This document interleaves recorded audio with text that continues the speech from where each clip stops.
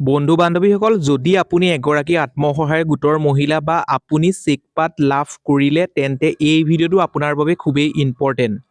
ভিডিঅ'টো অলপো স্কিপ নকৰি সম্পূৰ্ণকৈ চাই থাকিব, তেতিয়াহে আপুনি কথাখিনি জানিব পাৰিব।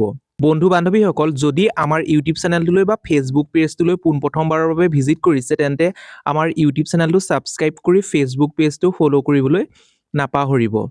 আহক আমি আপোনালোকক কথাখিনি বিতংভাৱে আলোচনা কৰোঁ। যদি আপুনি এগৰাকী আত্মসহায়ক গোটৰ মহিলা হয়, আপুনি চেকপাত লাভ কৰিলে তেন্তে আপোনালোকৰ বাবে এখন বিশেষ চাৰ্ট তৈয়াৰ কৰিব লাগিব। সেই চাৰ্টখনৰ জৰিয়তে আপুনি কি কি কৰিব লাগিব বা আপুনি সেই 10,000 টকাটো ক'ত খৰচ কৰিলে আমি এই স্ক্ৰীনত দিয়া এই বেনাৰখনৰ জৰিয়তে বা এই লিষ্টখনৰ জৰিয়তে গম পাম। আপোনালোকে নিশ্চয় গম পায় যে প্ৰত্যেকটো গোটতে মিনিমাম 7 গৰাকী আৰু মেক্সিমাম 10 গৰাকী সদস্য থাকিব লাগে। প্ৰথমতে ইয়াত সদস্যসকলৰ নাম দিব লাগিব, তাৰপিছত তেওঁলোকৰ একাউণ্টত সোমোৱা, অৰ্থাৎ আপোনালোকৰ টকা যেতিয়া আপুনি চেকপাতখন বেংকত জমা কৰিছিলে, জমা কৰাৰ পাছত একাউণ্টত সোমোৱা যিটো তাৰিখ, সেই তাৰিখটো দিব লাগিব। তাৰপিছত আপুনি কি ব্যৱসায় কৰিব সেই ব্যৱসায়টো দিব লাগিব, প্ৰত্যেকগৰাকীৰ সদস্যই দিব লাগিব। কিন্তু কিমান টকা আপুনি কিনিলে, অৰ্থাৎ আপোনালোকক অসম চৰকাৰে 10,000 টকা প্ৰদান কৰিলে, কিন্তু আপুনি সেই 10,000টোৰ লগত আপোনাৰ নিজৰ টকা কিমান খৰচ কৰিলে সেই সম্পৰ্কে দিব লাগিব। অৰ্থাৎ ইয়াত আপুনি মন কৰক কিমান টকা খৰচ কৰিলে সেই সম্পৰ্কে দিয়া আছে।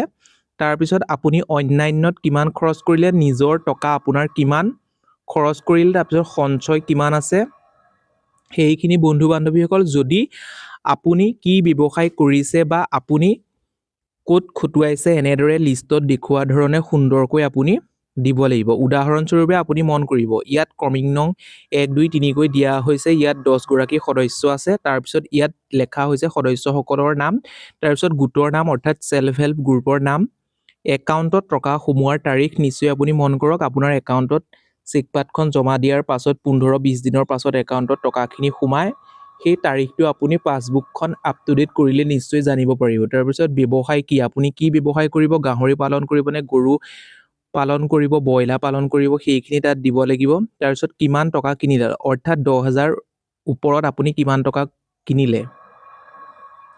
তাৰপিছত আপোনালোকৰ খৰচ নিশ্চয় আপুনি জানিব পাৰিছে। তাৰপিছত অন্যান্য, তাৰপিছত নিজৰ টকা কিমান সোমালে সেই সম্পৰ্কে, সঞ্চয় কিমান আছে সেইটো দিব লাগিব।